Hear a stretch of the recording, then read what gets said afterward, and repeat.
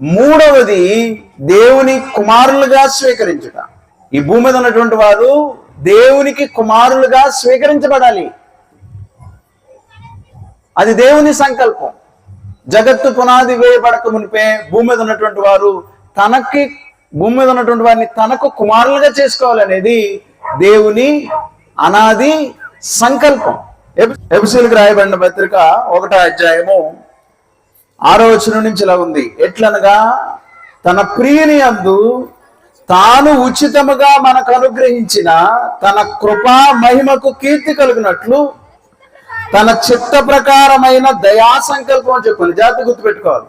తన చిత్త ప్రకారమైన దయా సంకల్పము చొప్పున యేసు క్రీస్తు ద్వారా తనకు కుమారులుగా స్వీకరించుటకై మనలను ముందుగా తన కోసము నిర్ణయించుకుని మనము తన ఎదుట పరిశుద్ధులమును నిర్దోషులమై ఉండవలనని జగత్తు పునాది వేయబడక మునిపే ప్రేమ చేత ఆయన క్రీస్తులో మనలను ఏర్పరచుకునెను.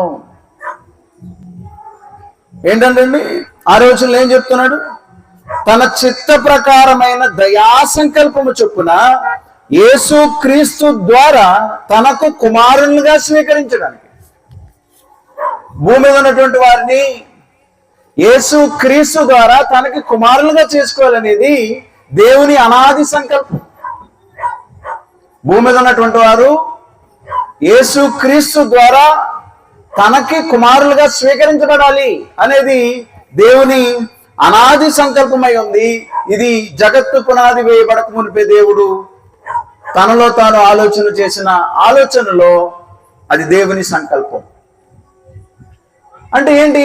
భూమి మీద ఉన్నటువంటి వారు దేవుని కుమారులుగా స్వీకరించబడాలి. అయితే ఇక్కడ ఒక డౌట్ వస్తుంది మనకి. భూమి మీద ఉన్న మానవులందరూ దేవుని పిల్లలే.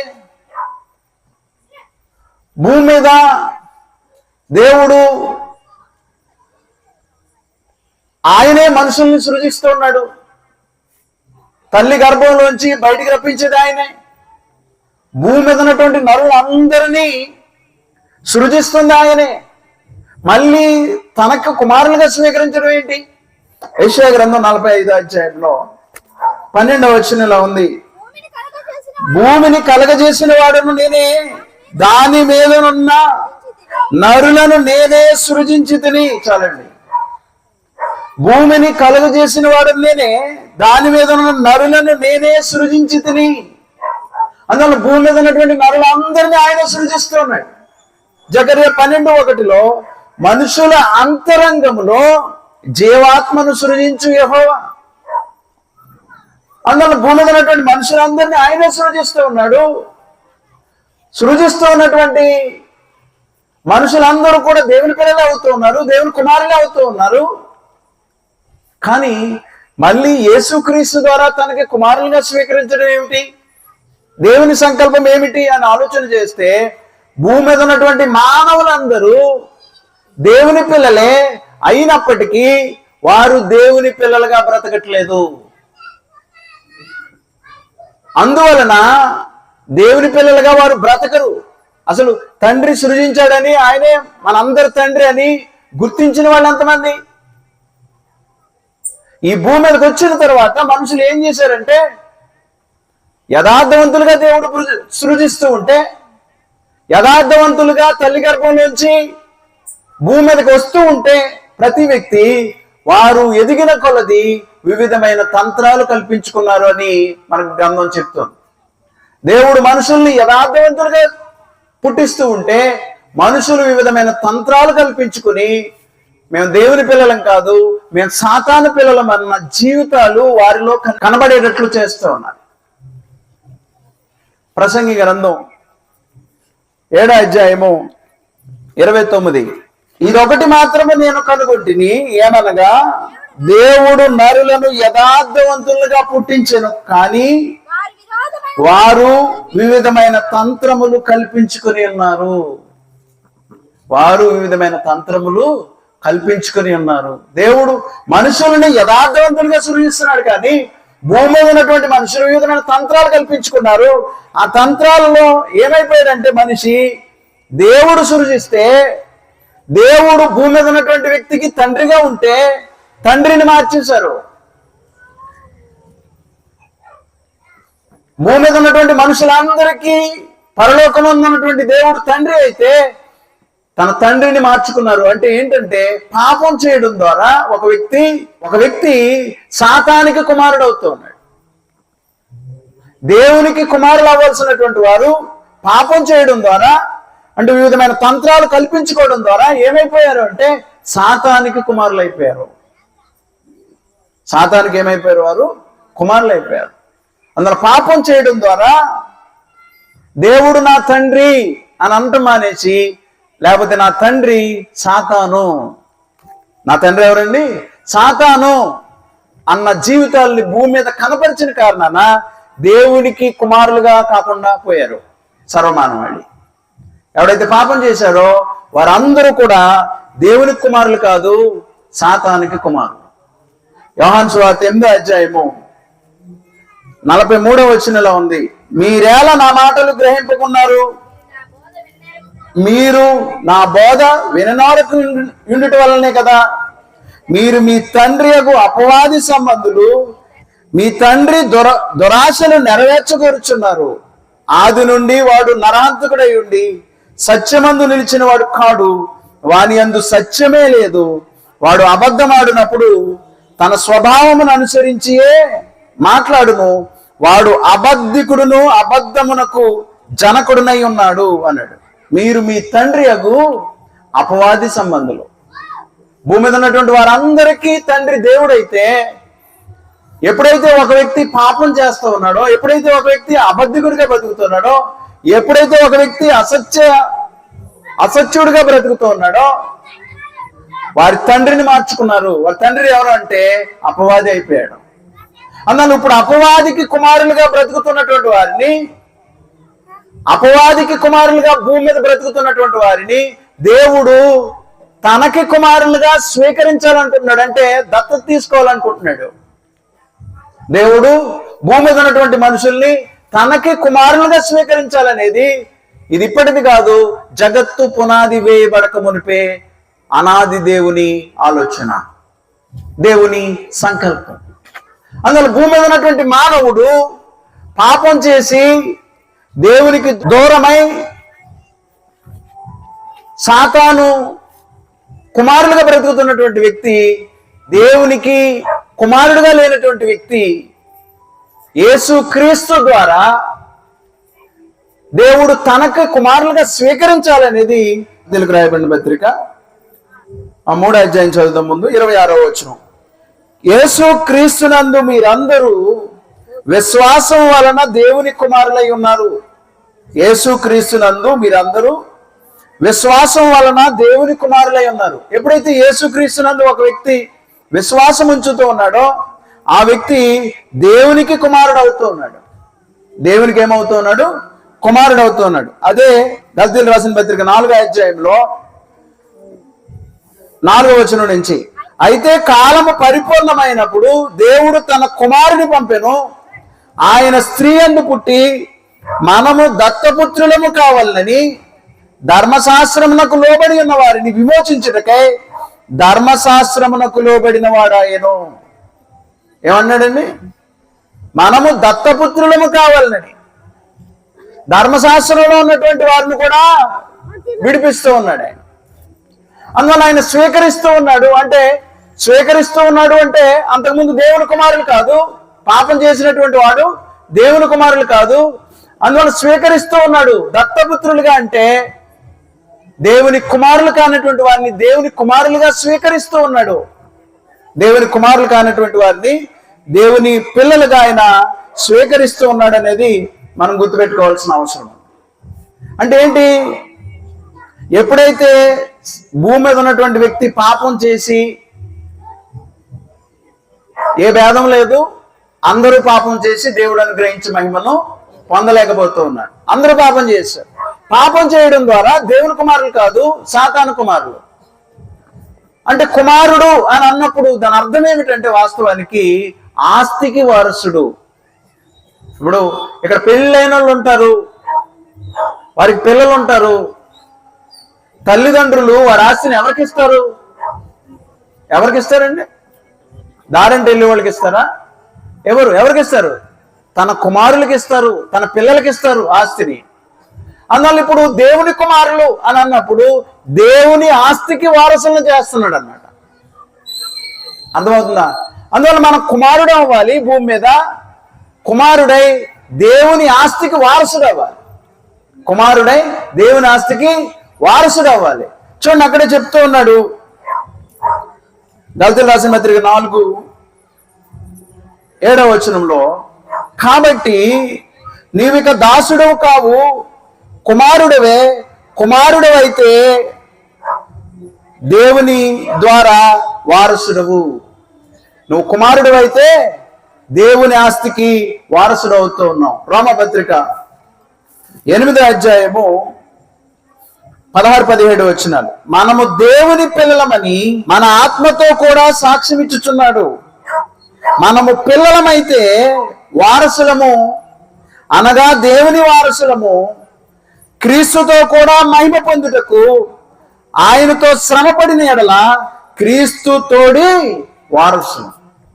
అందువల్ల దేవుని పిల్లలంగా మనం స్వీకరించబడితే నీకు నాకు వచ్చేది ఏమిటంటే పరలోకపు స్వాస్థ్యం. అందువల్ల దేవుని కుమారుడు అయ్యావా అనేది చాలా ప్రాముఖ్యం. ఈ భూమి మీద ఉన్నటువంటి మనం దేవునికి కుమారులుగా స్వీకరించబడ్డామా? మన ప్రభు అయిన యేసు క్రీస్తునందు విశ్వాసం ద్వారా భూమి మీద ఉన్నటువంటి వారు తనకి కుమారులుగా స్వీకరించబడాలనేది దేవుని అనాది సంకల్పం. ఎవడైతే కుమారుడు అవుతూ ఉన్నాడో వాడు దేవుని ఆస్తికి వారసుడు అవుతూ ఉన్నాడు. వారసత్వం అంటే ఆస్తిని పంచుకునేవాడు. అది పరలోకంలో ప్రభు అయిన యేసుక్రీస్తు వారు వెళ్తూ వెళ్ళక ముందు శిష్యులతో ఒక మాట అన్నాడు, నా తండ్రి ఇంట అనేక నివాసాలు ఉన్నాయి, లేని ఎడల మీతో చెప్పుదును, నేను వెళ్ళి వాటిని సిద్ధపరిచి మళ్ళా తిరిగి వస్తాను, తిరిగి వచ్చి మిమ్మల్ని తీసుకుని వెళ్తాను. అందులో తండ్రి ఇంట నివాసాలు స్థిరపరచడానికి ప్రభు అయిన యేసుక్రీస్తు వారు పరలోకానికి వెళ్ళాడు. అందువల్ల ఆయన ఆస్తికి వారసులు కావాల్సిన అవసరం ఉంది. ఆయన ఆస్తికి వారసులు అవ్వాలంటే భూమి మీద ఉండగానే కుమారుడు అవ్వాలి, కుమారుడుగా స్వీకరించబడాలి. కుమారుడిగా స్వీకరించబడాలి అంటే ఎఫెసీయులకు రాయబడిన పత్రిక 1:6 మళ్ళీ చదువుతున్నా, జాగ్రత్తగా చూడండి. ఎట్లనగా తన ప్రియుని యందు తాను ఉచితముగా మనకు అనుగ్రహించిన తన కృపామహిమకు కీర్తి కలిగినట్లు తన చిత్త ప్రకారమైన దయా సంకల్పం చొప్పున యేసు క్రీస్తు ద్వారా తనకు కుమారునిగా స్వీకరించుటకై, యేసు క్రీస్తు ద్వారా పరమందున్నటువంటి దేవుడు తనకు కుమారునిగా స్వీకరించుటకై ఏం చేశాడో చూడండి. మనలను ముందుగా తన కోసము నిర్ణయించుకొని మనము తన ఎదుట పరిశుద్ధులమును నిర్దోషులమునై ఉండవల్లని జగత్తు పునాది వేయబడక మునిపే ప్రేమ చేత ఆయన క్రీస్తులో మనలను ఏర్పరచుకొనెను. జాగ్రత్తగా ఆలోచించేయండి. ఎవరు దేవుని కుమారులంట? ఎవరు దేవుని కుమారులు? ఎవరైతే భూమి మీద పరిశుద్ధులు నిర్దోషులు అవుతున్నారో వారు దేవుని కుమారులు. పాపం చేస్తున్నటువంటి వారు దేవుని కుమారులు కాదు. పాప జీవితాన్ని జీవిస్తున్నటువంటి వారు దేవుని కుమారులు ఎన్నటికీ కాదు. దేవుని ఆస్తి వారికి దక్కదు రేపొద్దున. అంటే నిత్య జీవాన్ని పొందుకోరు, పరలోకం వెళ్ళరు. దాని అర్థం అది. అందువల్ల భూమి మీద నేను నిజంగా నా తండ్రి దేవుడు అన్నట్లుగా నేను బతుకుతున్నానా, లేకపోతే నా తండ్రి సాతాను అన్నట్లుగా నేను బతుకుతున్నానా? నీలో నాలో మనందరిలో భూమి మీద ఉన్నటువంటి వారిలో ఎవరైనప్పటికీ వారిలో పరిశుద్ధత నిర్దోషత్వం కనబడుతూ ఉంటే వారు దేవుని కుమారులు. నేను పరిశుద్ధుడై ఉన్న ప్రకారం మీరును పరిశుద్ధులై ఉండండి. దేవుని స్వరూపం అది. దేవుడు పరిశుద్ధుడు. అందువలన భూమి మీద ఉన్నటువంటి వారు కూడా పరిశుద్ధులు అవ్వాలనేది దేవుని అనాది సంకల్పం. ఆ పరిశుద్ధత ఎప్పుడైతే నువ్వు తెచ్చుకుంటావో, ఆ నిర్దోషత్వం ఎప్పుడైతే నువ్వు తెచ్చుకుంటావో, నీకు కుమారత్వం అనుగ్రహించబడుతుంది, నా కుమారుడు అంటాడు ఆయన. ఏమంటాడు ఆయన? భూమి మీద ఉన్నటువంటి వాడు నా కుమారుడు అంటాడు. అందువల్ల గుర్తుపెట్టుకోవాలి, భూమి మీద ఉన్నటువంటి వారు అందరూ ఎప్పుడు పరిశుద్ధత నిర్దోషులు అవుతూ ఉన్నారు? ఎప్పుడైతే వారి పాపాలు భూమి మీద క్షమించబడతాయో అప్పుడు భూమి మీద ఉన్నటువంటి ఒక వ్యక్తి పరిశుద్ధుడు అవుతున్నాడు, నిర్దోషి అవుతూ ఉన్నాడు. ఎప్పుడు క్షమించబడితే, ఎప్పుడు పాపాలు క్షమించబడితే భూమి మీద, ఎప్పుడైతే యేసుక్రీస్తు రక్తమందు ఒక వ్యక్తి కడగబడతాడో అప్పుడు ఒక వ్యక్తి యొక్క పాపాలు క్షమించబడుతూ ఉంటాయి. అయితే ఈనాడు అసలు బాప్తిసం అనేది ఎందుకు ఒక వ్యక్తి తీసుకుంటున్నాడో వారికి అర్థం కావట్లా. మీరు ఆశ్చర్యపోతారు. ఎందుకోసమండి ఈనాడు బాప్తిసాలు తీసుకునేది? పెళ్లి వయసు వచ్చింది అనుకోండి, పెళ్లి చేయాలనుకున్నాడు అనుకోండి, అప్పుడు వెంటనే పెళ్లి చేసేయాలా, బాప్తిసం తీసేసుకున్నాం. పెళ్లి కోసం బాప్తిసమా? ఎక్కడ ఉందండి బైబిల్లో? పెళ్లి కోసం బాప్తిసం తీసుకున్న వాళ్ళు ఎంతమందో?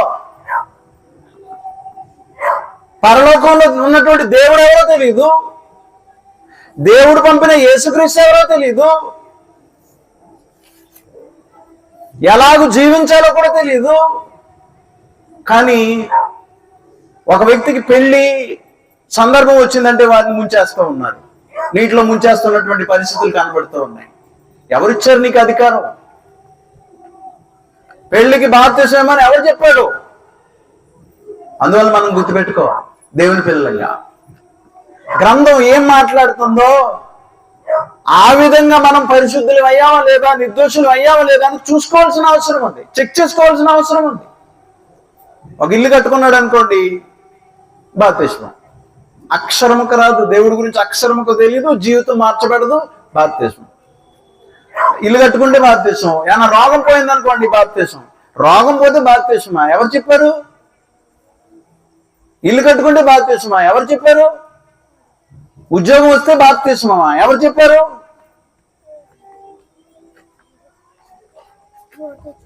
అందువలన తిరిగి జన్మించినటువంటి నీ జన్మ దేనికోసం నువ్వు జన్మించావో అది వాక్యానుసారమేనేమో, లేకపోతే కాదు. వాక్యానుసారం అయితే నువ్వు పరిశుద్ధుడు అవుతావు, వాక్యానుసారం కాకపోతే పరిశుద్ధుడు కావు, నిర్దోషివి కావు. యేసుక్రీస్తు రక్తం ద్వారా నిర్దోషులు అవుతూ ఉన్నాడు భూమి మీద ఉన్నటువంటి వ్యక్తి. అది ఎలాగంటే వాక్యానుసారంగానే. అందువల్ల మనం గుర్తుపెట్టుకోవాలి, దేవుని పిల్లలంగా ఈ భూమి మీద ఉన్నటువంటి వారందరినీ, యేసుక్రీస్తునందు విశ్వాసం ఉంచినటువంటి వారందరినీ తనకి కుమారులుగా స్వీకరించాలన్నటువంటి ఆయన మనలో ఆయన ఏం చూడాలనుకుంటున్నాడంటే పరిశుద్ధత, నిర్దోషత్వం చూడాలనుకుంటున్నాడు. ఎప్పుడైతే పరిశుద్ధులు నిర్దోషులు అవుతూ ఉన్నారో అప్పుడు ఒక వ్యక్తి దేవునికి కుమారులు అవుతూ ఉన్నాడు. అప్పుడు వరకు దేవునికి కుమారులు కానే కాదు. నేను దేవుణ్ణి అంగీకరించానండి, ప్రతి వారం వెళ్తూ ఉన్నానండి, కాదు. పరిశుద్ధుడు అయ్యావా? పరిశుద్ధుడిగా జీవితాన్ని ప్రారంభించావా? అసలు పరిశుద్ధత అంటే ఏంటో అర్థమైందా? పాపాన్ని అసహించుకుంటూ ఉన్నావా? పాపం యథేచ్ఛగా చేస్తున్నటువంటి వాళ్ళు ఉన్నారు. అసలు భయం లేదు దేవుడు అంటే. పైకే ఎవరైనా సహోదరుడు లేదా సహోదరి కనపడినప్పుడే వందలు వందలు వందలు ఇలా చెప్పుకోవడమే తప్ప వ్యక్తిగతమైన జీవితంలో సరైన పరిశుద్ధత లేదు. ఎంత బాధాకరం ఆలోచించేయండి. అందులో దేవుని సంకల్పం ఎందుకోసమో, ఈనాడు మనుషులు ఎందుకోసమో బాప్తిసాలు తీసుకుంటున్నారో అసలు అర్ధరహితమైనటువంటి సమాచారం, అర్ధరహితమైనటువంటి పనులు మనుషులు చేసి ఎక్కడికి వెళ్దామనో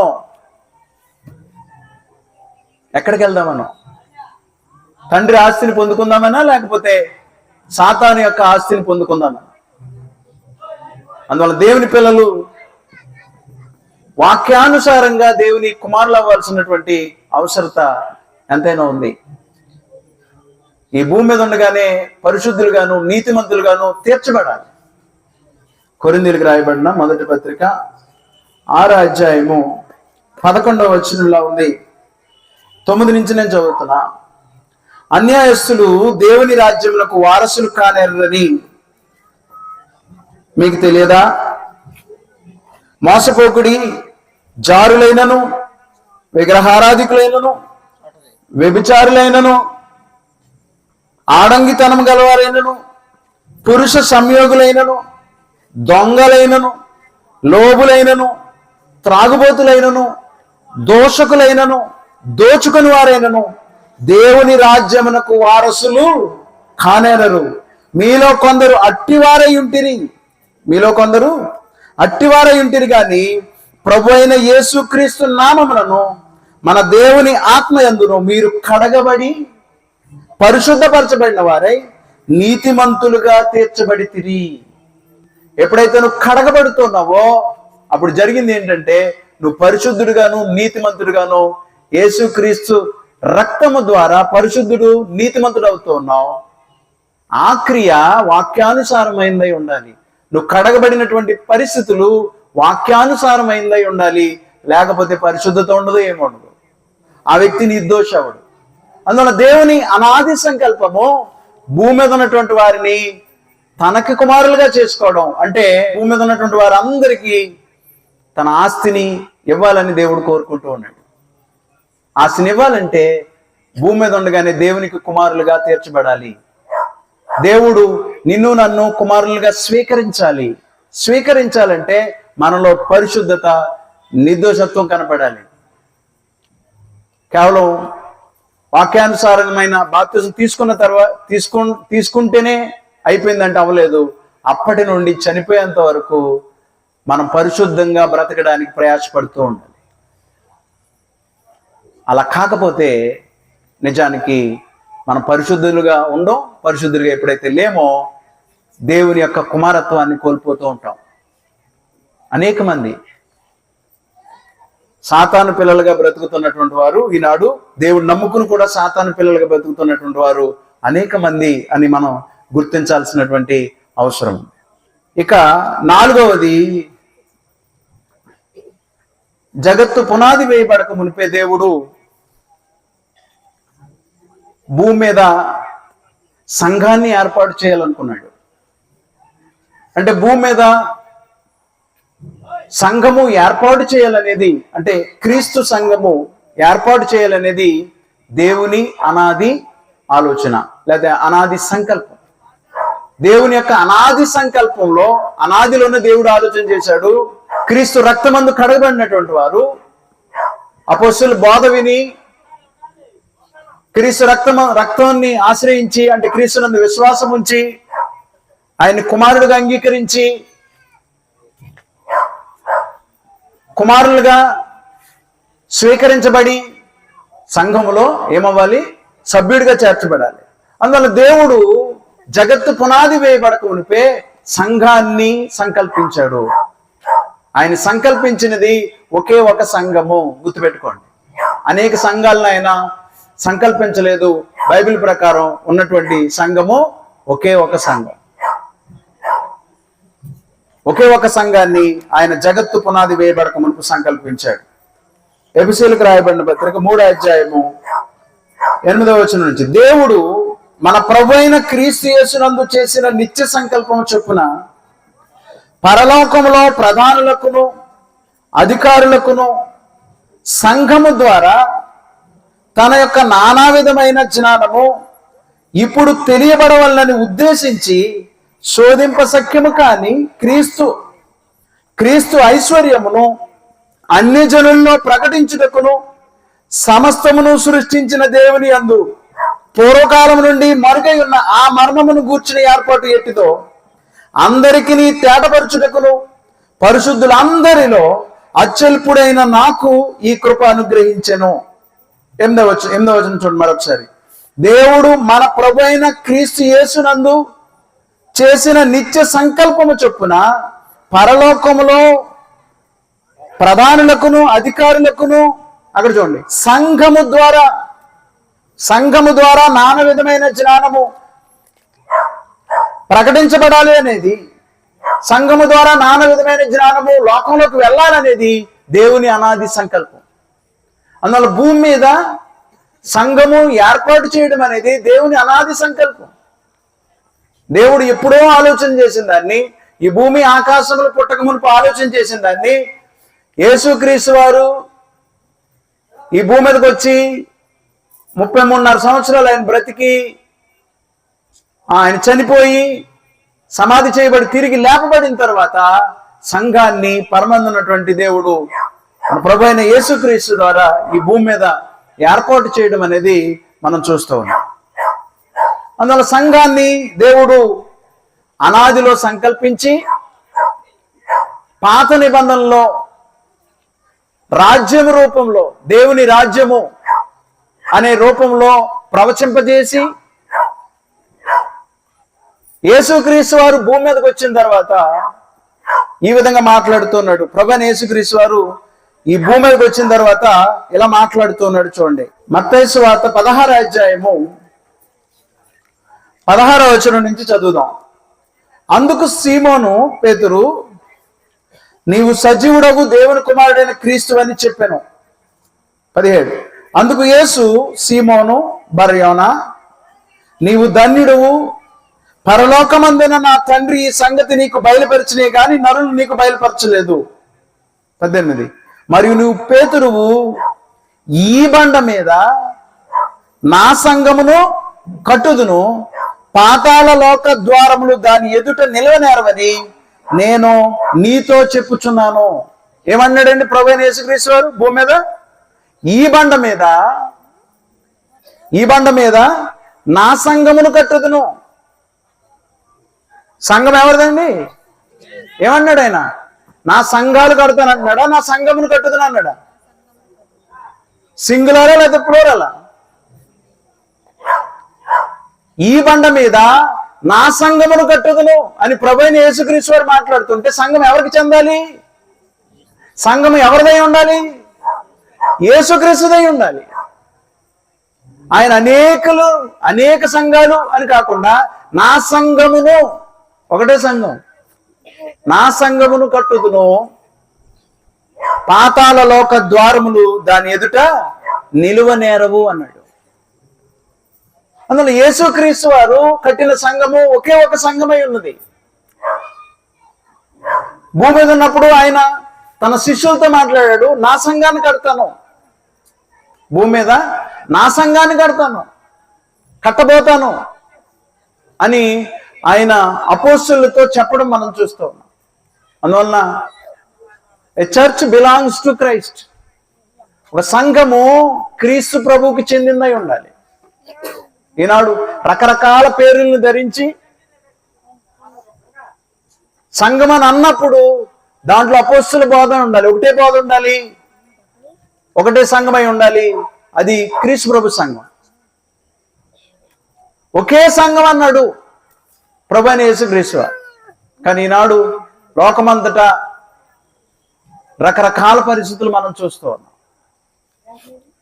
ఇప్పుడు యేసుక్రీస్తు వారు సంఘాన్ని కట్టడానికి తను బలైపోయాడు, తాను తన రక్తాన్ని ఓర్చాడు.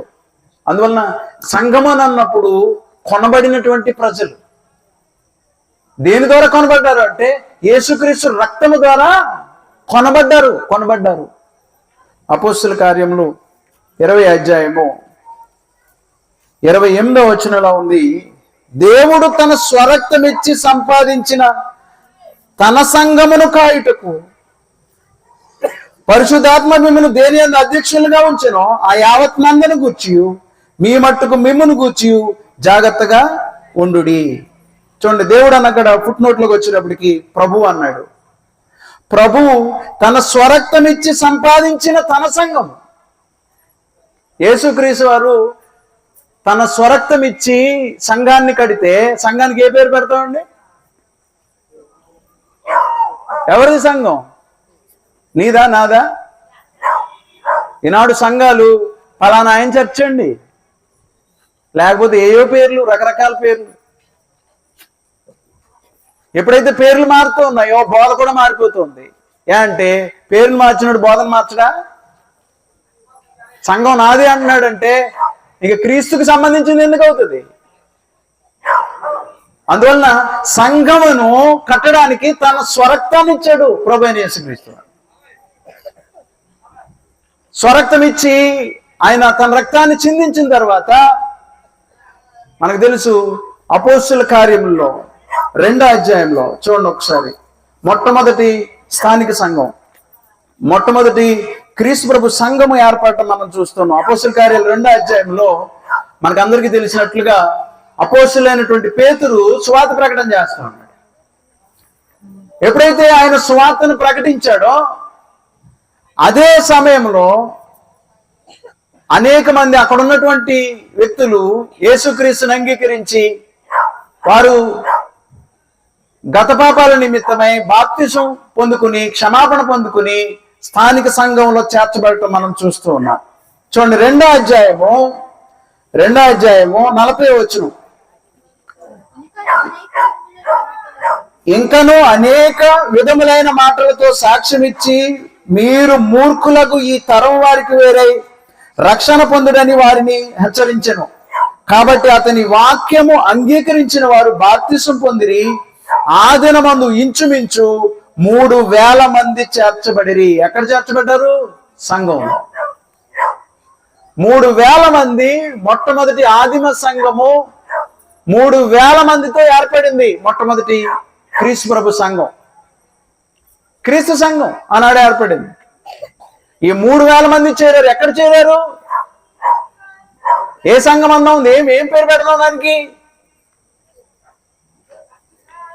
క్రీస్తు ప్రభు అన్నారు, ఈ బండ మీద నా సంఘాన్ని కడతాను. ఏ బండ అది? సజీవుడగు దేవుని కుమారుడైన క్రీస్తు అనే బండ మీద నా సంఘమును కట్టుదును అన్నాడు ప్రభు అయిన యేసుక్రీస్తు. ఈనాడు ఆయన సంఘం యొక్క రూపురేఖలు ఎక్కడైనా ఉన్నాయా? ఆయన సంఘం యొక్క రూపురేఖలు ఎక్కడైనా కనబడుతూ ఉన్నాయా? అందువల్ల క్రీస్తు ప్రభు సంఘము ఒకటి బైబిల్లో ఉన్నటువంటి సంఘం. ఈనాడు అనేక వేల సంఘాలు ఉన్నాయి. ఏది కరెక్టో మనం తేల్చుకోవాల్సిన అవసరం ఉంది దేవుని పిల్లలు. రకరకాల బోధలు, రకరకాల పరిస్థితులు. ఒకటే బోధ ఉంటే ఇన్ని బోధలు ఎక్కడికి తీసుకెళ్తాయి? ఆలోచన చేయండి. ఎఫెసీయులకు రాసిన పత్రికలో 4వ అధ్యాయము 4వ వచనంలా ఉంది, శరీరం ఒక్కటే, ఆత్మయు ఒక్కడే. ఆత్మయు ఒక్కడే వ్యక్తి. ఆ ప్రకారమే మీ పిలుపు విషయమై ఒక్కటే నిరీక్షణ యందు ఉన్నట్టుకు పిలువబడుతుంది. 7:1 చెప్తున్నాడు ఇక్కడ. ప్రభు ఒక్కడే, అంటే ప్రభు అయిన యేసుక్రీస్తు వారు ఒక్కడే. విశ్వాసం ఒక్కటే, మనందరికీ ఒకటే విశ్వాసం ఉండాలి. బాప్తిసం ఒక్కటే. ఈనాడు రకరకాల బాప్తిసాలు ఉన్నాయి. అందరికీ తండ్రి అయిన దేవుడు ఒక్కడే. ఆయన అందరికీ పైగా ఉన్నవాడే, అందరిలోనూ వ్యాపించి అందరిలో ఉన్నాడు. అందువల్ల శరీరం ఒకటి మొట్టమొదటిది. శరీరం ఒకటి అంటే అర్థం ఏమిటి? శరీరం అంటే సంఘము. గుర్తుపెట్టుకోండి, శరీరం అంటే ఏంటి అర్థం? సంఘము. సంఘాన్ని శరీరం అన్నాడు. చూడండి 1వ అధ్యాయము ఎఫెసీయులకు రాసిన పత్రిక 22వ వచనం. 1వ అధ్యాయము 22వ వచనం. మరియు సమస్తమును ఆయన పాదముల కింద ఉంచి సమస్తము పైన ఆయనను సంఘమునకు శిరస్సుగా నియమించెను. ఆ సంఘము ఆయన శరీరము. సంఘం అంటే క్రీస్తు ప్రభు యొక్క శరీరం. అందులో శరీరం అని ఉన్నప్పుడు, శరీరం ఒక్కటే అన్నప్పుడు సంఘం ఒక్కటే, ఒకటే సంఘం. అర్థమవుతుందా? ఒకటే సంఘం. అందువల్ల రకరకాల పరిస్థితులు లోకంలో మనం చూస్తూ ఉన్నాం. కానీ దేవుడు కోరుకున్న సంఘం ఒకటి. దేవుడు యేసుక్రీస్తు ద్వారా ఏర్పాటు చేసిన సంఘము ఒక్కటే. తన సొంత రక్తాన్ని కార్చి పరిశుద్ధమైనటువంటి తన రక్తాన్ని కార్చి సంఘాన్ని కట్టినటువంటి వాడు ప్రభు అయిన యేసుక్రీస్తు. అందువలన సంఘాన్ని నీది నాది అని అంటానికి వీలుండదు. అది యేసుక్రీస్తు యొక్క సంఘం. అది క్రీస్తు ప్రభు యొక్క సంఘమై ఉన్నది. ఫలానా వ్యక్తి పేరుతో పిలవబట్టడానికి వీలుండదు. వాస్తవానికి దాంట్లో ఉండాల్సింది ఏ బోధ? జగత్తు పునాది వేయబడక మునుపు దేవుడు నిర్ణయించినటువంటి అపోస్తుల బోధే దాంట్లో ఉండాలి. వేరొక బోధ ఉండడానికి వీలుండదు. అందులో 3,000 మంది వాళ్ళు చేర్చబడిన తర్వాత దాంట్లో ఉన్నది ఏంటి? అపోస్తుల బోధ. 42వ వచనం చూడండి ఒకసారి. అపోస్తుల కార్యములు 2వ అధ్యాయం 42వ వచనంలో, వీరు అపోస్తుల బోధ యందును సహవాసమందును రొట్టె విరుచుట యందును ప్రార్థన చేయుట యందును ఎడతెగక ఉండిరి. అందువల్ల సంఘంలో ఉండవలసింది అపోస్తుల బోధ. సంఘంలో ఉండాల్సింది ఏ బోధ? అపోస్తుల బోధ. అప్పుడే అది క్రీస్తు సంఘం అవుతుంది. కేవలం బోర్డు క్రీస్తు సంఘం అని పెట్టుకున్నంత మాత్రాన it's not a church of Christ. కేవలం బోర్డు పెట్టుకున్నంత మాత్రం పరలోకం వెళ్ళరు. క్రీస్తు సంఘం అని నువ్వు బోర్డు పెట్టుకుంటే దానికి తగ్గటువంటి బోధ ఉండాలి. క్రీస్తు ఏ బోధ అపోస్తులకు అప్పగించాడో ఆ బోధ ఉన్నప్పుడు అది క్రీస్తు బోధ అవుతుంది. క్రీస్తు బోధ యందు నిలిచి ఉండేవాడు తండ్రిని కుమారుణ్ణి కూడా అంగీకరిస్తాడు. తండ్రిని కుమారుని కూడా అంగీకరిస్తాడు. బోధ మారుతున్నటువంటి పరిస్థితులు ఈనాడు లోకంలో ఎక్కువ. ఎవరికి తగ్గటువంటి బోధ అంతే కదండి. లోకంలో ఒకడు హల్లెలూయా అంటాడు, ఒకడు హల్లెలూయా అంటాడు, అదొక బాధ కదా. హల్లెలూయా అంటే అర్థం ఏంటో తెలియదు మనుషులకి. చెప్పండి ఎవరైనా. No answer. కానీ అందరూ కూడా మాట్లాడితే ఏమంటారు? ఏమంటారండి? ఏంటి అర్థం ఏంటి? నేను ఇప్పుడు దేవుని స్తుతించండి అన్నాను, ఏమనాలి మీరు? ఇప్పుడు మీరు కూడా లేదు దేవుని స్తుతించండి. ఇప్పుడు ఎవరు స్తుతించాడు? ఎందుకనే నేను దేవుని స్తుతించండి అని, కూర్చున్న వాళ్ళు దేవుని స్తుతించండి అని. ఎవరిని స్తుతించున్నాం మనం? ఇప్పుడు ఒకరికొకరు చెప్పుకుంటున్నాం అంతే. దేవుని స్తుతించండి, దేవుని స్తుతించండి. స్తుతించేవాడు ఎవడు?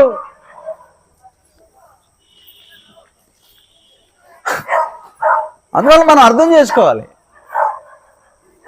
ఇప్పుడు ఎవరన్నా కలుసుకుంటే ఏం చెప్పాలండి? ఇద్దరు సహోదరులు కలుసుకున్నారు, ఏం చెప్పాలి?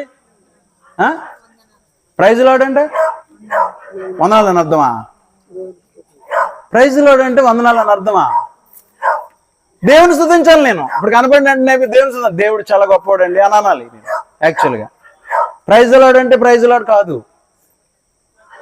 హల్లెలూయా అంటే హల్లెలూయా కాదు. హల్లెలూయా అంటే ఏమి లేదు. దేవుని స్తుతించండి, ప్రభువుని స్తుతించండి, అర్థం అది. అర్థమవుతుందా? అది మరి ఈనాడు ఏం జరుగుతుంది? అందువలన ప్రతిదీ స్పష్టంగా ఎరగాల్సిన అవసరం ఉంది దేవుని పిల్లలు. అందువలన గ్రంథం ప్రకారం నడుచుకోవడం అంత ఈజీ కాదు. ధ్యానం చేసి అది నీకు సత్యమైన అర్థమైతేనే నువ్వు చేయగలవు, లేకపోతే చేయలేవు. అపోస్తుల బోధ ఏం మాట్లాడుతుందో దాని ప్రకారం ఒక వ్యక్తి జీవన విధానం ఉండాలి. అపోస్తుల బోధ ఏం చెబుతుందో దాని ప్రకారం ఆరాధన ఉండాలి. ఆ అపోస్తుల బోధ క్రీస్తు ప్రభు సంఘంలో ఉండాలి. ఒకటే సంఘం. అర్థమవుతుందా? ఒకటే సంఘం. అందువలన మనం గుర్తుపెట్టుకోవాల్సిన అవసరం ఉంది.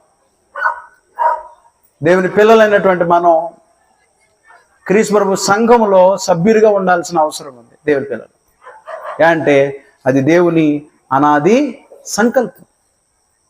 దేవుని అనాది సంకల్పము భూమి మీద ఉన్నటువంటి వ్యక్తులు దేవుని కుమారులు అవ్వాలని, దేవుని అనాది సంకల్పము భూమి మీద యేసుక్రీస్తు యొక్క సంఘము ఏర్పాటు చేయాలనేది దేవుని అనాది సంకల్పం. జాగ్రత్త గుర్తుపెట్టుకోండి. మొట్టమొదటిది చెప్పండి అందరూ. మొట్టమొదటిది క్రీస్తు బలిని దేవుడు జగత్తు పునాది వేయబడక మునుపు సంకల్పించాడు. 2 అపోస్తుల బోధని ఆయన జగత్తు పునాది వేయబడక మునుపు సంకల్పించాడు. 3 దేవునికి కుమారులుగా స్వీకరించుకోవాలని అనుకున్నాడు, అది దేవుని సంకల్పం. 4 క్రీస్తు సంఘమును ఈ భూమి మీద ఏర్పాటు చేయాలనుకున్నాడు, అది దేవుని సంకల్పం. 5 క్రీస్తు స్వారూప్యం గలవారొకట. భూమి మీద ఉన్నటువంటి వారందరూ కూడా క్రీస్తు స్వారూప్యంలోకి రావాలని, క్రీస్తు స్వారూప్యాన్ని అంటే క్రీస్తు స్వరూపాన్ని ధరించుకున్న వారై ఉండాలని దేవుడు జగత్తు పునాది వేయబడక మునిపే సంకల్పించాడు. రోమపత్రిక 8వ అధ్యాయము 29వ వచనము ఇలా ఉన్నది. ఎందుకనగా తన కుమారుడు అనేక సహోదరులలో జ్యేష్ఠుడగినట్లు దేవుడు ఎవరిని ముందుగా ఎరిగనో వారు తన కుమారునితో సారూప్యము గలవారగుటకు వారిని ముందుగా నిర్ణయించాడు. అంటే జగత్తు పునాది వేయబడక మునిపైన సంకల్పించాడు. ఏమిటంటే యేసుక్రీస్తుతో, అంటే దేవుని యొక్క కుమారునితో స్వారూప్యం గలవారే ఉండాలి మనం. అంటే యేసుక్రీస్తు యొక్క స్వరూపం ఏమై ఉందో అది దేవుని స్వరూపము మనం నేర్చుకున్నాం. దేవుని స్వరూపాన్ని మనం నేర్చుకున్నాం. ఇక్కడేమన్నాడంటే జగత్తు పునాది వేయబడక మునుపు దేవుడు యేసుక్రీస్తు సారూప్యం గలవారై, ఎవరైతే దేవుని కుమారులు అవుతూ ఉన్నారో, ఎవరైతే క్రీస్తు సంఘంలో చేర్చబడుతూ ఉన్నారో, ఎవరైతే అపోస్తలుల బోధలో భూమి మీద ఉంటూ ఉన్నారో వారందరూ కూడా క్రీస్తు ప్రభు యొక్క స్వారూప్యంలోకి రావాలని దేవుడు జగత్తు పునాది వేయబడక మునిపే నిర్ణయించాడు. అంటే భూమి మీద ఉన్నటువంటి వారు కుమారులై యేసుక్రీస్తు యొక్క స్వారూప్యాన్ని సంపాదించుకోవాలి. యేసుక్రీస్తు యొక్క స్వారూప్యాన్ని సంపాదించుకోవాలి. భూమి మీద యేసుక్రీస్తు యొక్క స్వారూప్యము గలవారై ఈ భూమి మీద మనందరం జీవించాలి. దేవుని యొక్క స్వరూపం గురించి, దేవుని యొక్క స్వరూపం గురించి మనం ఆలోచన చేసాం. దేవుని యొక్క స్వరూపాన్ని ఎనగాలి అని ఆలోచన చేసాం. భూమి మీదకి వచ్చినటువంటి ప్రభు అయిన యేసుక్రీస్తు వారు కూడా దేవుని స్వరూపం కలిగినటువంటి వాడే. యేసుక్రీస్తు వారు కూడా దేవుని యొక్క స్వరూపం కలిగినటువంటి వాడు ప్రభు అయిన యేసుక్రీస్తు కూడా. అలాంటి ప్రభు అయిన యేసుక్రీస్తు యొక్క స్వరూపాన్ని మనం కూడా స్వతంత్రించుకోవాలి. చూడండి, అపోస్తలుడైన పౌలు ఇలాగ అంటూ ఉన్నాడు. గలతీయులకు రాయబడిన పత్రిక 4వ అధ్యాయము 19వ వచనము ఇలా ఉన్నది. నా పిల్లలారా, క్రీస్తు స్వరూపము మీ యందు ఏర్పడు వరకు మీ విషయమై మరలా నాకు ప్రసవ వేదన కలుగుచున్నది. అపోస్తలుడైన పౌలు అంటున్నాడు, బాధపడుతున్నాడు. ఏం చూడాలనుకున్నాడు? క్రైస్తవుల్లో ఏం చూడాలనుకున్నాడు అపోస్తలుడైన పౌలు అంటే క్రీస్తు స్వరూపం మీ యందు ఏర్పడు వరకు నాకేం కలుగుతుందంటే అండి, ప్రసవ వేదన కలుగుతుంది. అంత బాధ. ప్రసవ వేదన అంటే మామూలు వేదన కాదు, స్త్రీలందరికీ తెలుసు అది. సో అలాంటి బాధ కలుగుతుంది. ఏంటంటే మీ అందరిలో యేసుక్రీస్తు యొక్క స్వరూపం ఏర్పడాలి. యేసుక్రీస్తు యొక్క స్వరూపం కలిగి ఉండడానికి మనం ఏమన్నా ప్రయాసపడుతూ ఉన్నామా? ఆయన సారూప్యతలోకి మనం ఏమన్నా ఎదుగుతూ ఉన్నామా అనేది మనం ఆలోచన చేయాల్సినటువంటి వారమై ఉన్నాం. అపోస్తలుడైన పౌలు అయితే ఇలా అన్నాడు. కొరింథీయులకు రాసిన పత్రిక, మొదటి పత్రిక 11వ అధ్యాయం 1వ వచనంలో, నేను క్రీస్తుని పోలి నడుచుకున్న ప్రకారము మీరు నన్ను పోలి నడుచుకోండి. నేను క్రీస్తుని పోలి నడుచుకున్నాను, మీరు నన్ను పోలి నడుచుకోండి. అందువలన క్రీస్తు యొక్క స్వరూప పోలికలను పోలి అపోస్తలుడైనటువంటి పౌలు భూమి మీద నడుచుకున్నటువంటి వాడు. అందుకే అంత ధైర్యంగా చెప్పగలుగుతున్నాడు, నేను క్రీస్తుని పోలి నడుచుకున్న ప్రకారం మీరు నన్ను పోలి నడుచుకోండి అని. క్రీస్తు స్వరూపము గలతీయులకు ఏం రాస్తున్నాడంటే, క్రీస్తు స్వరూపం మీ యందు ఏర్పడి వరకు నాకు ప్రసవ వేదన కలుగుతుంది అన్నాడు. అందువల్ల క్రీస్తు స్వరూపము ఎలాంటి స్వరూపం అంటే, దేవుడు ఎలాగైతే నీతి స్వరూపుడై ఉన్నాడో మన ప్రభువైన యేసుక్రీస్తు వారు కూడా నీతి స్వరూపుడే. ఆయన నీతి స్వరూపుడు. ప్రభువైన యేసుక్రీస్తు వారు కూడా నీతిమంతుడైనటువంటి ప్రభువు న్యాయం తీర్చేటప్పుడు న్యాయవంతంగా తీర్పు తీరుస్తాడు. దుర్నీతిపరుడుగా ప్రభువైన యేసుక్రీస్తు వారు ఈ భూమి మీద కనబడినటువంటి వాడు కాదు. క్రీస్తు ప్రభు యొక్క శరీరంలో కానీ క్రీస్తునందు కానీ ఎక్కడ మనం ఒక చిన్న మరక కూడా, అంటే ఆయన పాపం చేయడం మనం ఎక్కడా చూడం. ఎంత పరిశుద్ధుడిగా ఆయన భూమి మీద జీవనాన్ని కొనసాగించాడో అది మనం స్వతంత్రించుకోవడానికి ప్రయత్నం చేయాలి. ఈనాడు నిన్ను నన్ను చూసి ఎవరైనా యేసుక్రీస్తు వారు నీతిమంతుడు, యేసుక్రీస్తు వారు పరిశుద్ధుడు, నిన్ను నన్ను నీతిమంతుడు అని పిలుస్తారా? యేసుక్రీస్తుని నమ్ముకున్నాడండి, యేసుక్రీస్తులాగే ఈ సోదరుడు లేకపోతే ఈ సోదరి నీతిమంతురాలండి, నీతిమంతుడని మనం పిలిపించుకోగలుగుతున్నాం వాస్తవానికి? ఆలోచన చేయండి. క్రీస్తు యొక్క సారూప్యతలోకి మనందరం ఎదగాల్సినటువంటి వారమై ఉన్నాం. యోహాను సువార్త 8వ అధ్యాయము 1 నుంచి 11 వచనాల్లో ఈ సంఘటన మీ అందరికీ తెలుసు. యేసుక్రీస్తు వారి దగ్గరికి ఆ యూదుల్లో శాస్త్రులు పరిసయ్యులు, ఒకసారి చదివేసుకుందాం చూడండి. 8వ అధ్యాయము ఆ సందర్భం. యేసు ఒలీవల కొండకు వెళ్ళెను. తెల్లవారుగానే యేసు తిరిగి దేవాలయంలోనికి రాగా ప్రజలందరూ ఆయన యొద్దకు వచ్చిరి గనుక ఆయన కూర్చుండి వారికి బోధించుచుండెను. శాస్త్రులను పరిసయ్యులను వ్యభిచారమందు పట్టబడిన యొక్క స్త్రీని తోడుకొని వచ్చి ఆమెను మధ్య నిలబెట్టి, బోధకుడా, ఈ స్త్రీ వ్యభిచారం చేయుచుండగా పట్టబడిను.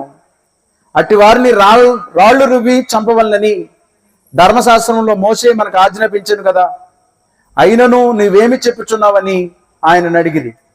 ఆయన మీద నేరం మోపవలనని ఆయనను శోధించుచు ఇలాగున అడిగిరి. అయితే యేసు వంగి నేల మీద వ్రేలుతో ఏమో వ్రాయిచుండెను.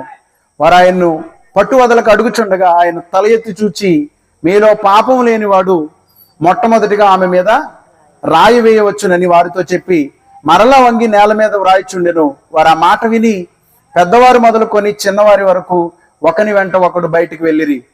యేసు ఒక్కడే మిగిలెను. ఆ స్త్రీ మధ్య నిలబడి ఉండెను. యేసు తల ఎత్తి చూచి, అమ్మా, వారెక్కడున్నారు? ఎవరునూ నీకు శిక్ష విధింపలేదా అని అడిగినప్పుడు ఆమె, లేదు ప్రభువా అనెను. అందుకు యేసు, నేనును నీకు శిక్ష విధింపను, నువ్వు వెళ్ళి ఇక పాపము చేయకుమని ఆమెతో చెప్పాను. ఈ సందర్భం మనందరికీ తెలుసు.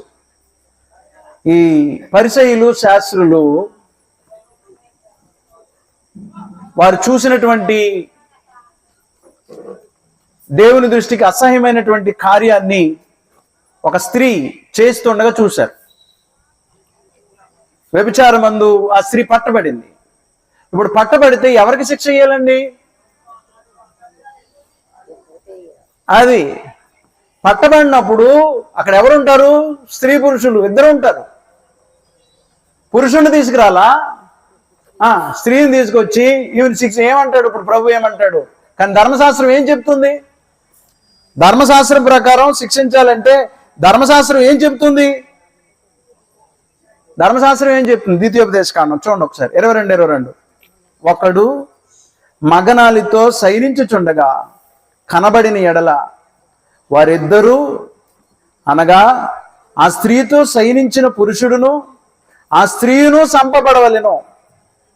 అట్లు ఆ చెడుతనము ఇశ్రాయేలులో నుండి పరిహరించుదురు. ఎవడైనా మగనాలితో శయనిస్తూ ఉంటే ఆ స్త్రీతో శయనించిన పురుషుడు స్త్రీయు ఇద్దరూ చంపబడాలి. కానీ వీళ్ళు తీసుకొచ్చింది ఎవరిని? కేవలం ఒక స్త్రీని తీసుకొచ్చారు. అది లోపం. వారిలో ఒక లోపం కనబడుతుంది. అలాగే లేవికాండం చూడండి ఒకసారి, 20వ అధ్యాయం ఇదే మాట మాట్లాడుతున్నాడు.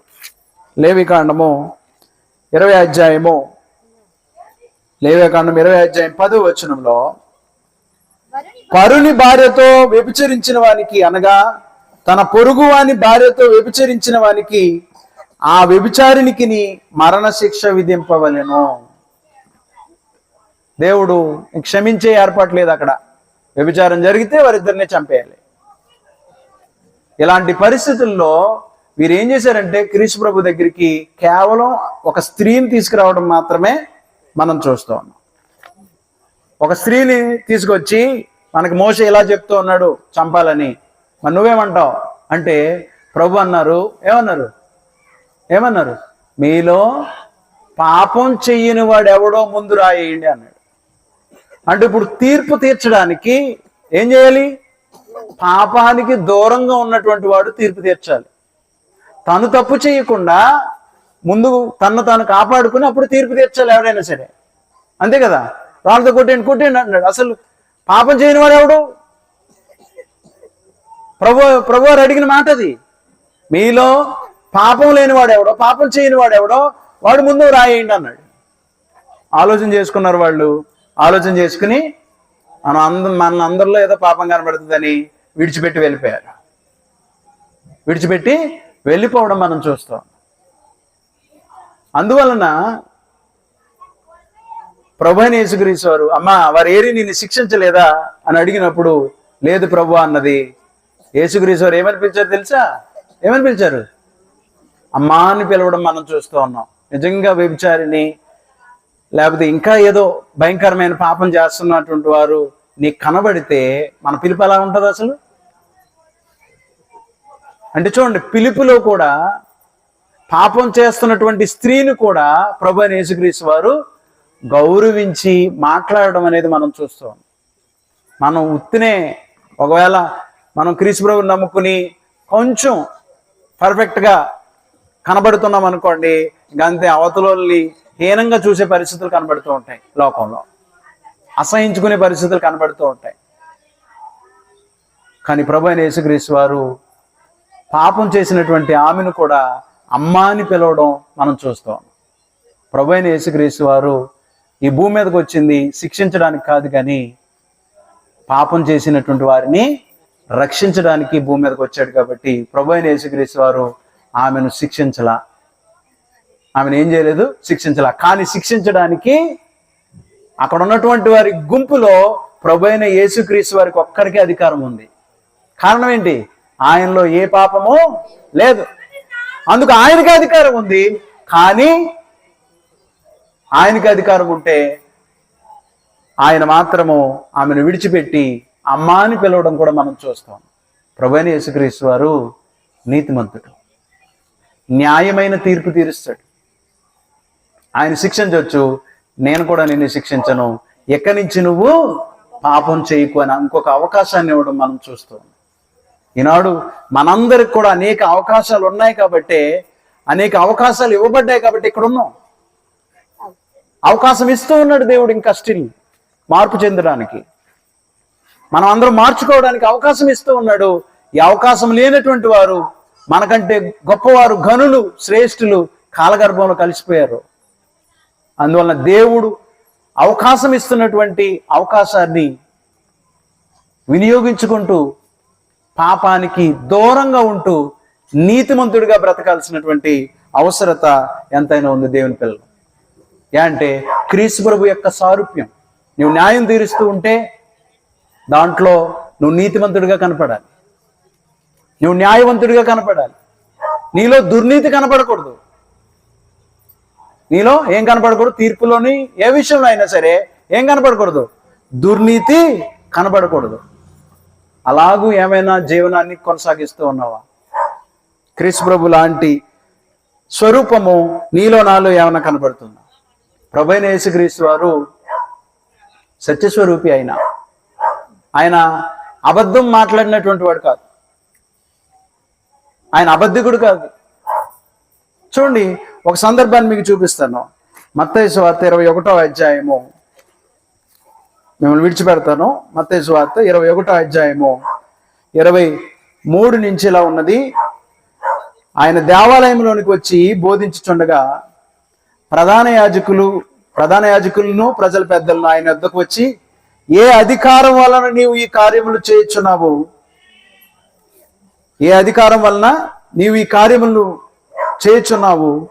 ఈ అధికారం ఎవడు నీకు ఇచ్చినని అడుగుగా, యేసు, నేనునో మిమ్మల్ని ఒక మాట అడుగుదును, అది మీరు నాతో చెప్పిన ఎడల నేనునో ఏ అధికారం వలన ఈ కార్యములు చేయుచున్నానో అది మీతో చెప్పుదును. యోహాను ఇచ్చిన బాప్తిసం ఎక్కడి నుండి కలిగినది? పరలోకము నుండి కలిగినదా, మనుషుల నుండి కలిగినదా అని వారిని అడిగాను. వారు, మనం పరలోకము నుండి అని చెప్పితేమా, ఆయన అలాగైతే మీరెందుకు అతను నమ్మలేదని మనల్ని అడుగును. మనుషుల వలన అని చెప్పితేమా జనులకు భయపడుచున్నాం. అందరూ యోహానును ప్రవక్తను ఎంచుచున్నారని తమలో తాము ఆలోచించుకొని మాకు తెలియదని యేసునకు ఉత్తరం ఇచ్చిరి. అందుకు ఆయన, ఏ అధికారం వలన ఈ కార్యములు నేను చేయుచున్నానో అదియు మీతో చెప్పను, అది కూడా మీతో చెప్పను అన్నాడు. ఈ సందర్భం నేను చదివినప్పుడు మీరు ఎంతమంది అర్థం చేసుకున్నారో నాకు తెలియదు. ఆ దినమున ప్రభు అయిన యేసుక్రీస్తు వారు ఆయన చేస్తున్నటువంటి క్రియలను చూసి ప్రధాన యాజకులు, ప్రజల పెద్దలు ఆయన దగ్గరికి వచ్చి, ఏ అధికారాన్ని బట్టి నువ్వు ఏం చేస్తున్నావు అని అడిగాడు. ప్రభు అన్నారు, నేను కూడా మిమ్మల్ని ఒక ప్రశ్న అడుగుతాను, దానికి మీరు సమాధానం చెప్తే నేను ఏ అధికారం వలన ఈ కార్యములు చేస్తున్నానో మీతో చెప్తానన్నాడు. ఏ అధికారం వలన ఈ పనులు చేస్తున్నానో మీతో చెప్తానన్నాడు. అప్పుడు ప్రభు అయిన యేసుక్రీస్తు వారు అన్నారు, యోహాను ఇచ్చినటువంటి బాప్తిస్మము ఎక్కడి నుండి కలిగినది అన్నాడు. వీళ్ళు ఆలోచించుకోవడం మొదలు పెట్టారు. పరలోకం నుంచి కలిగిందంటే మరి మీరెందుకు నమ్మలేదు అంటాడు. పరలోకం నుంచి కలిగిందంటే మీరెందుకు నమ్మలేదు అంటాడు. అలా కాదు, పరలోకం కాదు, ప్రజల దగ్గరదే అంటే ఏమంటాడు ఆయన, అందరూ బాప్తిస్మిచ్చి యోహాన్ని ప్రవక్తను నమ్ముతున్నారు, ఇలాగ బాధే అలాగ బాధే అని ఆలోచన చేసుకుని మాకు తెలియదు అనేసారు. ప్రభు అయిన యేసుక్రీస్తు వారు ఏమన్నారండి? ప్రభు అయిన యేసుక్రీస్తు వారు ఏమన్నారు? మీరు నాకు చెబితే నేను ఏ అధికారం బట్టి చేస్తున్నానో చెప్పేస్తున్నాను. ఇప్పుడు వాళ్ళు చెప్పారా? ఏమన్నారు? తెలుసు వాళ్ళకి, తెలియదు అన్నారు. అంటే ఏం చేశారు? అబద్ధం ఆడారు. ఇప్పుడు ప్రభు అయిన యేసుక్రీస్తు వారు ఏమన్నారు? మీకు తెలీదా? నాకు కూడా తెలీదు అన్నాడా? ఎంత చిన్న అబద్ధం! మీరు ఒకసారి చూడండి. మీకు తెలియకపోతే నాకు కూడా తెలియదు అన్నాడు అనుకోండి ప్రభు అయిన యేసుక్రీస్తు వారు, అబద్ధికుడు. అక్కడ మనం తెలిసినా సరే చాలాసార్లు ఏమంటామండి, కోపం అనమాట. అవతల వ్యక్తి నేను అడిగిన ప్రశ్నకి చెప్పడా, అడిగిన ప్రశ్న కూడా నాకు తెలియదు అంతే అనేస్తాం వెంటనే. ఏమ రైట్? యేసుక్రీస్తు వారు అయితే ఎలా అనలా, నేను నీతో చెప్పను అన్నాడు. నాకు తెలుసు కానీ మీతో చెప్పను అన్నాడు. అంటే అబద్ధం ఆడలా ఆయన. అందులో ఈనాడు ప్రతి చిన్న విషయానికి అబద్ధాలు ఆడే పరిస్థితులు మనకు కనబడుతున్నాయి. మనుషులు సత్యస్వరూపులుగా బ్రతకట్లేదు. ప్రతి చిన్న విషయంలో వాళ్ళ జీవితంలో అబద్ధం. మన ప్రభువు సత్యస్వరూపుడు అయితే మన స్వరూపం ఏమై ఉంది ఈనాడు? మీరు చూడండి, ఆయనలో చిన్న మరక కూడా కనపడదు అపవిత్రతకు సంబంధించింది. ప్రభు అయిన యేసుక్రీస్తు వారు పవిత్రుడు, నిష్కల్మషుడు, పాపుల్లో చేరక ప్రత్యేకంగా ఉన్నటువంటి వాడు. పాపుల్లో చేరలా, అబద్ధికుడిగా కనపడాలి. అబద్ధాలు ఆయన, నేను నిజమే చెబుతున్నా, నేను దేవుని కుమారుని అన్నాడు ఆయన. నేనే తండ్రిని అని అనలా. ఏమన్నాడు? నేను దేవుని కుమారుణ్ణి, అందుకు సిలువేశాడు ప్రభు అయిన యేసుక్రీస్తు వారిని. దేవుని కుమారుడు అన్నందుకు నువ్వు దేవునితో సమానంగా చేసుకున్నావు కాబట్టి ఇంకా వారు చొక్కాలు చింపుకుని సిలువేయండి, సిలువేయండి, మరణానికి పాత్రుడు ఇలాంటి వాడని సిలువకు అప్పగించడం మనం చూస్తూ ఉన్నాం. ప్రభు అయిన యేసుక్రీస్తు యేసుక్రీస్తు వారు తన జీవితంలో అబద్ధం ఆడినటువంటి వాడు కాదు, అబద్ధము ఆడినటువంటి వాడు కాదు. కానీ ఈనాడు ప్రతి చిన్న విషయానికి తల్లిదండ్రుల దగ్గర పిల్లలు అబద్ధం ఆడేవాళ్లే, పిల్లల దగ్గర తండ్రులు అబద్ధం ఆడేవాళ్లే, సహోదరులు అబద్ధాలు చెప్పుకునేవాళ్లే. ప్రతి చిన్న విషయంలో అసలు అబద్ధం ఆడుతున్నామనే ఆలోచనే ఉండదు. వాత వేయబడిన మనసాక్షి కలిగినటువంటి వారు అనేక మంది కనబడుతున్నారు. క్రీస్తు స్వారూప్యం ఎక్కడిది అని అడుగుతున్నా నేను. క్రీస్తు స్వారూప్యం ఎక్కడిది? క్రీస్తు స్వరూపం ఉందా? అబద్ధికులుగా మనం బ్రతుకుతున్నామా ఈనాడు? మనం లోకానికి ఎగ్జాంపుల్గా ఉండాలి. ఓర్చుకో. చిన్నవి చిన్న వాటిలో నమ్మకంగా ఉన్నవాడు పెద్ద వాటిలో ఎక్కడ నమ్మకంగా ఉంటాడండి? వాక్యం చెప్పేవాడే నమ్మకంగా లేకపోతే ఇంకెవరు నమ్మకంగా ఉంటాడండి? క్రీస్తు స్వారూప్యం ఎప్పుడు వస్తుంది? క్రీస్తు స్వారూప్యం లేకుండానే చచ్చిపోతున్నారు మనుషులు. క్రీస్తు స్వారూప్యాన్ని ఎరగకుండానే సమాధి చేయబడుతూ ఉన్నారు. అక్కడ బోర్డులో ఉంటుంది మళ్ళీని ఏముంటుందండి? క్రీస్తునందు నిద్రించెను. నిజమా? క్రీస్తునందు నిద్రించినంటే పరలోకం వెళ్ళిపోతాడా? లేకపోతే శుభ్రంగా అలికేసి సమాధి చేయతే, సిమెంట్తో సమాధి చేయతే పరలోకం వెళ్ళిపోతాడా? క్రీస్తు సారూప్యం ఏది? ఎంతమంది అబద్ధికులుగా బ్రతుకుతూ ఉన్నాం ప్రతి చిన్న విషయంలో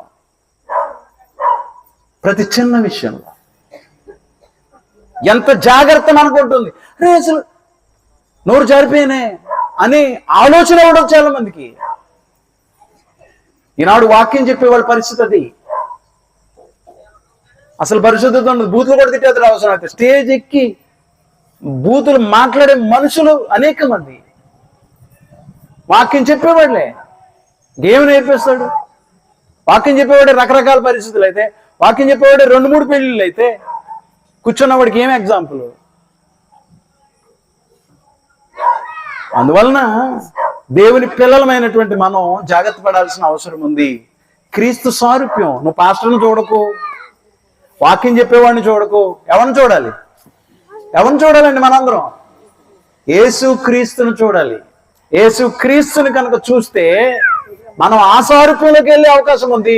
యేసు క్రీస్తు స్వారూప్యంలోకి ఎదగాలనేది కదా దేవుని సంకల్పం. యేసుక్రీస్తు వారు అబద్ధికుడిగా బ్రతకలేదు. యేసుక్రీస్తు వారు సత్యస్వరూపి, ఆయనలో పాపమే లేదు. కానీ మనలో ఎలాంటి పరిస్థితులు ఉన్నాయి? చుట్టూ ఉన్నటువంటి సమాజం మనల్ని బట్టి ఏమైనా నేర్చుకుంటుందా? యేసుక్రీస్తు లాంటి స్వరూపం మనలో కనపడితే చుట్టూ ఉన్న సమాజానికి నువ్వు చెప్పకుండానే నీ జీవితాన్ని బట్టి తెలియపరుస్తూ ఉంటావు. అందువలన క్రీస్తు యొక్క స్వారూప్యము దేవుని యొక్క స్వారూప్యం. ఆయన నీతి స్వరూపుడు దేవుడు. ప్రభువైన యేసుక్రీస్తు వారు కూడా నీతి స్వరూపుడే. దేవుడు సత్యస్వరూపి అయితే మన ప్రభువైన యేసుక్రీస్తు వారు కూడా సత్యస్వరూపియే. మన తండ్రి అయిన దేవుడు ప్రేమస్వరూపి అయితే మన ప్రభువైన యేసుక్రీస్తు వారు కూడా ప్రేమస్వరూపి. ప్రేమ ఏం చేస్తుందండి? ప్రేమ ఇతరులకు సహాయం చేస్తుంది. ప్రేమిస్తే మన ప్రేమ అనేది గుణాన్ని కలిగి ఉంటే సహకారులుగా ఉంటాం. ప్రేమ యేసుక్రీస్తు వారు చూపించినటువంటి ప్రేమ ఎనలేని మామూలు ప్రేమ కాదు. అది ఎంత ప్రేమ అంటే ప్రాణం పెట్టే ప్రేమ. ఎవరండి ఒకరి కోసం ఇంకొకరు ప్రాణం పెట్టేది? అంతగా మనం ప్రాణం పెట్టబద్దులమై ఉన్నాం. వాస్తవానికి యేసుక్రీస్తు వారు తన ప్రాణాన్ని ఇచ్చేంతగా మనందరినీ ప్రేమించాడు. క్షమించండి. 1 యోహాను 3:16 ఆయన మన నిమిత్తము తన ప్రాణము పెట్టాను కనుక దీని వలన ప్రేమ ఎట్టిదని తెలుసుకొనిచున్నాము. మనము కూడా సహోదరుల నిమిత్తం మన ప్రాణములను పెట్టబద్దులమై ఉన్నాం. ప్రాణం పెట్టాడు కాబట్టి ప్రభువైన యేసుక్రీస్తు వారు ఆయన ప్రేమ ఎంత ఉన్నతమైందో మనకు అర్థమవుతుంది. మనం కూడా మన సహోదరుల నిమిత్తం ప్రాణం పెట్టబద్దులమై ఉన్నాం. అయితే చూడండి ఏం మాట్లాడుతున్నాడు. 17 ఈ లోకపు జీవనోపాధి గలవాడై ఉండి తన సహోదరునికి లేమి కలుగుట చూచియు అతని ఎడల ఎంత మాత్రమును కనికరము చూపని వాని యందు దేవుని ప్రేమ ఎలాగూ నిలుచును. చిన్నపిల్లలారా, మాటతోనూ నాలుకతోనూ కాక క్రియతోనూ సత్యముతోనూ ప్రేమింతుము. ఇందువలన మనము సత్య సంబంధులమని ఎరుగుదుము. దేవుడు మన హృదయము కంటే అధికుడై సమస్తమును ఎరిగి ఉన్నాడు గనుక మన హృదయము ఏ విషయములలో మన యందు దోషారోపణ చేయను ఆయా విషయములలో ఆయన ఎదుట మన హృదయములను సమ్మతిపరుచుకుందుము. అందువలన దేవుని పిల్లలమైనటువంటి మనం కేవలం మాట చెప్పడమే కాదు, కేవలం మాట ద్వారా కాదు, క్రియల్లో మన ప్రేమను చూపించగలం. మన ప్రభువైన యేసుక్రీస్తు వారు తన ప్రాణం పెట్టేంతగా మనల్ని ప్రేమించాడు. మనం కూడా మన సహోదరుల నిమిత్తమే ప్రాణం పెట్టబద్దులమై ఉన్నాం. అయినప్పటికీ ప్రాణం పెడుతున్నామా అంటే లేదు. ఒకవేళ నువ్వు జీవనోపాధి కలిగిన వాడివై ఉండి నీ సహోదరుడు లేమిలో ఉన్నప్పుడు చూసి ఏం చేయాలి? నువ్వు సహాయం చేయాలి, ప్రేమను చూపించాలి, అంటే సత్క్రియలు చేయాలి. ప్రేమ కలిగినటువంటి వాడు ఏం చేస్తాడు? సత్క్రియలు చేస్తాడు. ఆ సత్క్రియలు మనందరి జీవితంలో కనపడాలి. అంటే అది క్రీస్తు యొక్క సారూప్యం. క్రీస్తు యొక్క సారూప్యంలోనికి నువ్వు నేను ఎదగాల్సినటువంటి వారమై ఉన్నాం. అలాంటి క్రీస్తు స్వారూప్యము నీలో నాలో ఉందో లేదో ఆలోచన చేసుకోవాల్సిన అవసరం ఉంది. క్రీస్తు స్వారూప్యం గలవారమై ఉండాలని జగత్తు పునాది వేయబడక మునిపే దేవుడు సంకల్పించాడు. క్రీస్తు స్వారూప్యంలోకి రావాలి. భూమి మీద ఉన్నటువంటి వారు దేవుని కుమారులుగా స్వీకరించబడాలి. దేవుని కుమారులుగా స్వీకరించబడినటువంటి వ్యక్తి క్రీస్తు సారూప్యతను కలిగి జీవనాన్ని కొనసాగించాలి. క్రీస్తు యేసునకు కలిగిన ఈ మనస్సును మీరును కలిగి ఉండి అన్నాడు. ఫిలిప్పీలకు రాయబడిన పత్రిక 2వ అధ్యాయము 5వ వచనం ఇలా ఉంది. క్రీస్తు యేసునకు కలిగిన ఈ మనస్సు మీరును కలిగి ఉండి ఆయన దేవుని స్వరూపము కలిగిన వాడై ఉండి దేవునితో సమానముగా ఉండుట విడిచిపెట్టకూడని భాగ్యమని ఎంచుకొనలేదు గాని మనుషుల పోలికగా పుట్టి దాసుని స్వరూపం ధరించుకొని తన్ను తానే రిక్తినిగా చేసుకొనెను. దేవుని స్వరూపం కలిగినటువంటి వాడే ఆయన ఉండి పరలోకం నుంచి దేవునితో సమానముగా ఉండుట విడిచిపెట్టకూడని భాగ్యమని అక్కడే ఉండిపోకుండా మన కోసం ఆయన తగ్గించుకుని మానవుడిగా భూమి మీద మనందరి కోసం 33.5 సంవత్సరాలు జీవించాడు. భూమి మీద జీవించి మన కోసం తన రక్తాన్ని కార్చి సిలువలో బలైపోయి మనందరి పాపాల నిమిత్తము ఆయన సమాధి చేయబడి దేవుడు ఆయన్ని సమాధిలోంచి లేపిన తర్వాత ఆయన పరలోకానికి వెళ్ళడం మనం చూసాం గ్రంథంలో. అందువలన యేసుక్రీస్తు వారు ఎంతగా తగ్గించుకున్నాడు అంటే దేవునితో సమానుడు భూమి మీదకి మానవ రూపిగా ఆయన రావడం మనం చూసాం. ఆయన తగ్గింపు తన్ను తానే ఏమీ లేనివాడిగా రిక్తుడిగా చేసుకున్నాడు. ఆయన ఈనాడు దేవుని పిల్లలంగా మనం అసలు క్రీస్తు ప్రభు తగ్గింపులో మన తగ్గింపు ఏమై ఉంది ఏమండి? ఎలా ఉన్నారంటే ఈనాడు క్రైస్తవులు వాడు ఏమైనా అనకముందే వాడు ఒకవేళ కోపంగా చూసాడనుకో, ఏంట్రా చూస్తున్నావు నీడే రెండు మూడు మాటల ముందు మాట్లాడేస్తాడన్నమాట. అలా ఉన్నారు ఈనాడు క్రైస్తవులు. దెబ్బలాటికి కయ్యానికి కాలు దువ్వే వాళ్ళుగా ఉన్నారు. వాస్తవానికి తగ్గింపు స్వభావం దేవుని పిల్లలకు అవసరం. అంటే నీ ప్రభువు తగ్గింపు కలిగినటువంటి వాడు ఎంతో తగ్గించుకున్నాడు. మన పరిస్థితులు ఏమై ఉన్నాయి? మన పరిస్థితులు ఏమై ఉన్నాయి? ఇలాగ మనం క్రీస్తు ప్రభు యొక్క గుణాలని, క్రీస్తు ప్రభు యొక్క సారూప్యతను మనం చూసుకుని గ్రంథంలో ఆయన సారూప్యత ఏమైంది, ఆయన పోలికలు ఏమై ఉన్నాయి, ఆయన పోలికలను ఆయన సారూప్యతను మనం స్వతంత్రించుకుని దేవుడు కోరినట్లుగా క్రీస్తు సారూప్యతలోకి మనం ఎదగాల్సినటువంటి అవసరం ఉంది. అంటే క్రీస్తు సారూప్యంలోనికి మన అందరం రావాలనేది దేవుని అనాది సంకల్పం. అందువల్ల దేవుని పిల్లలారా, మీకు 5 విషయాలు చెప్పాను. జగత్తు పునాది వేయబడక మునుపు దేవుడు సంకల్పించింది. మొట్టమొదటిది క్రీస్తు ప్రభు బలి, 2 క్రీస్తు ప్రభు అప్పగించిన బోధ అంటే అపొస్తలుల బోధ, 3 యేసుక్రీస్తు ద్వారా కుమారులుగా స్వీకరించడం, 4 క్రీస్తు యొక్క సంఘము, 5 క్రీస్తు యొక్క స్వారూప్యంలోకి మనము ఎదగడం. ఇది దేవుడు కోరుకున్నాడు. జగత్తు పునాది వేయబడక మునుపు దేవుడు ఆయన సంకల్పించినటువంటి సంకల్పం ఇది. ఈ సంకల్పంలో దేవుని యొక్క చిత్తం ఏంటో మనకు అర్థమవుతుంది. దేవుడు ఏం కోరుకున్నాడో మనకు అర్థమవుతుంది. దేవుని యొక్క చిత్తము ఎంత క్లియర్గా ఉంది ఆయన చేసినటువంటి సంకల్పం ద్వారా. మనం ఏం చేయాలి, భూమి మీద ఎలాగ పరిశుద్ధులవుతూ ఉన్నాడు, ఎలాగో బ్రతకాలి, ఏ బోధలో బ్రతకాలి, ఏ స్థానిక సంఘంలో ఉండాలి, ఎలాంటి సారూప్యతలోకి మనం ఎదగాలి, క్రీస్తునకు కలిగిన సంపూర్ణతకు సమానమైన సంపూర్ణత గలవారు వరకు అన్నాడు. ఎఫెసీయులకు రాసిన పత్రిక చివరి మాట 4వ అధ్యాయం 11వ వచనం.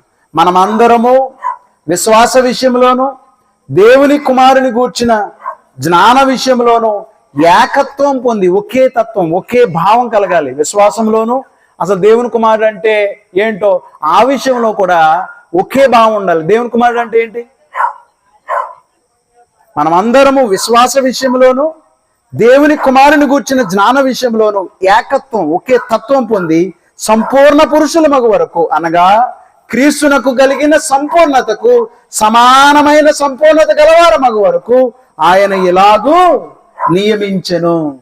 క్రీస్తునకు కలిగిన సంపూర్ణతకు సమానమైన సంపూర్ణత మనం గలవారే ఉండాలంట. విశ్వాస విషయంలోను దేవుని కుమారుని గూర్చిన జ్ఞాన విషయంలో, అందువల్ల క్రీస్తునకు కలిగిన సంపూర్ణతకు మనం కూడా ఎదగాలి. అది దేవుని యొక్క అనాది ఆలోచన. మనం ఏం చేస్తూ ఉన్నాం? ఎప్పుడు లోకం అని బ్రతుకుతున్నామా? లేకపోతే క్రీస్తు ప్రభు చెప్పింది ఏమైనా ఎప్పుడైనా జ్ఞాపకం చేసుకుని మనం ఎందుకు పాపం చేయకుండా ఉండలేకపోతూ ఉన్నాం? ఎందుకు మనం అబద్ధాలు ఆడకుండా ఉండలేకపోతూ ఉన్నాం? ఎందుకు మనం పరిశుద్ధంగా బ్రతకలేకపోతూ ఉన్నాం? ఎందుకు గ్రంథం చెప్పినటువంటి బోధను మనం అర్థం చేసుకోలేకపోయాం ఇన్నాళ్ళు? ఒకటి మాత్రం గుర్తుపెట్టుకోండి, సత్యము మనల్ని స్వతంత్రులుగా చేస్తుంది. సత్యము లేకపోతే మనం అబద్ధికులుగా ఉంటాం. మనం అబద్ధికులుగా బ్రతకడం అనేది దేవుడు కోరుకున్నది కాదు. మనం సత్యవంతులుగా బ్రతకాలనేది దేవుని అనాది ఆలోచన. అందువల్ల దేవుని చిత్తాన్ని మీకు సవివరంగా వివరించాను.